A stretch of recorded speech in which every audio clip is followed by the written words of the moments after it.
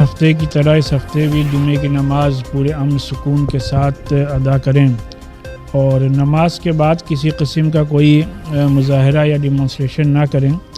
بلکہ نماز کے بعد اپنے شہر اور اپنے صوبے اور اپنے ملک میں امن شانتی کے لیے خصوصی دعا کریں۔